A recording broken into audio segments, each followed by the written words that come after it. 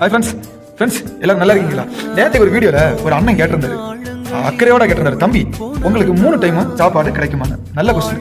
அதுக்கு விளக்கம் என்னன்னா, எனக்கு தெரிஞ்ச வரைக்கும் நமக்கு பாருங்க, காலையில் பிரேக்ஃபாஸ்ட்டுக்கு ஒரு டைம் இருக்கு, லஞ்சுக்கு ஒரு டைம் இருக்கு, டின்னருக்கு ஒரு டைம் இருக்கு, ஓகேவா? அடுத்தது சாயக்கு ஆஃப்டர்நூன் டைம் இருக்கு, ஓகேவா? இந்த டைமே எல்லாம் நம்ம இப்போ பார்டரில் இருக்கோம், யூனிட் விடுங்க, யூனிட்ல எல்லாம் பஞ்சுவாலிட்டியாக கிடைக்கும். நம்ம இப்போ பார்டரில் இருக்க இடத்துல, அவுட் டியூட்டியில் இருக்க இடத்துல நமக்கு டியூட்டிக்கு டிபெண்ட் நம்ம சாப்பிடியது. இப்போ பாருங்க, நான் இப்போ லஞ்ச் டைம் ஆகிட்டு நான் வீடியோ எடுத்து நிற்கிறேன், சாப்பிடணும்.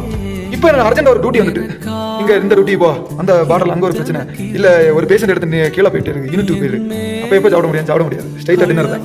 அப்படி சுச்சுவேஷன் ஆகுது. மற்றபடி நம்ம டைமு கிடைக்கும் போது அந்த நேரத்தில் டியூட்டி பிஸி இல்லைன்னா டைமுக்கு சாப்பாடு கிடைக்கும், ஒரு பிரச்சனையும் கிடையாது. அது பயருக்கு ஒரு கறியோ, சிக்கன் கறியோ, மட்டன் கறியோ, என்ன குழம்போ எல்லாமே இருக்கு, டைம் டேபிள் இருக்கு. ஒவ்வொரு நாள் இந்தந்த சாப்பாடு, அந்தந்த சாப்பாடு அந்தந்த டைமு கரெக்டாக கிடைக்கும். டைம் மாறினா அடுத்து நமக்கு மெஸ் லாக் ஆகி தான் கிடைக்காது மேக்ஸிமம்.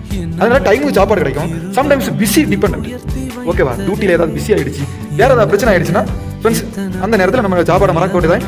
பெர்மனண்ட் தண்ணியை குடிச்சுட்டு டியூட்டியை பார்த்து வந்து அடுத்த நேரம் சாப்பிட வேண்டியதான். அதுதான் உடம்பெல்லாம் செட் ஆயிருக்கும் எந்த சிப்பாய்க்கும். பாருங்க, பேசிக் ட்ரைனிங் பண்ணியது, ட்ரைனிங் முடிச்சு வெளியில் வரும்போது எல்லாம் உடம்பு எல்லாத்தையும் நமக்கு ஹெல்ப் பண்ணும். ஒரு நாள் சாப்பிடாம இருந்தாலும் ஒன்றும் ஆகாது, ஓகேவா? ஓகே ஃப்ரெண்ட்ஸ், ஓகேண்ணா, ரொம்ப தேங்க்ஸ், ஓகேவா? Okay bye, Jayant.